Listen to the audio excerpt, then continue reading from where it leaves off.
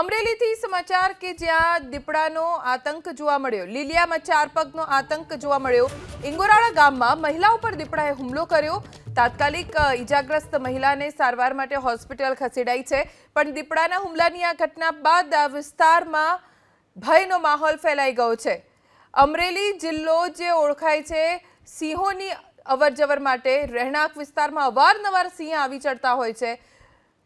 ભાગ્યે જ ક્યારે સિંહ માણસ ઉપર હુમલો કરતા હોય છે, પણ દીપડો જેની દહેશત લીલિયા પંથકમાં વધી ગઈ છે, કેમ કે એક મહિલા ઉપર હુમલો કર્યો છે દીપડાએ, જેને લઈને ગામના લોકોમાં ભયનો માહોલ છે। વન વિભાગ પાંજરા મૂકીને દીપડાને પાંજરે પૂરે તેવી માંગ સ્થાનિકો કરી રહ્યા છે।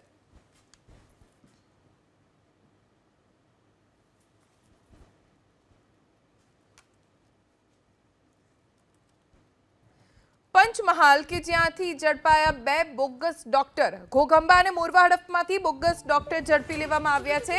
લાબડાદરા ગામમાંથી બોગસ ડોક્ટર ઝડપાયો અને મોરવા હડફના નવા ગામમાંથી એક બોગસ ડોક્ટર ઝડપાયો। બાંગ્લાદેશના અનુપમ વિશ્વા અને દીપંકર સરદાર સામે ગુનો દાખલ કરીને બંનેની સામે કાયદાકીય કાર્યવાહી શરૂ કરવામાં આવી છે।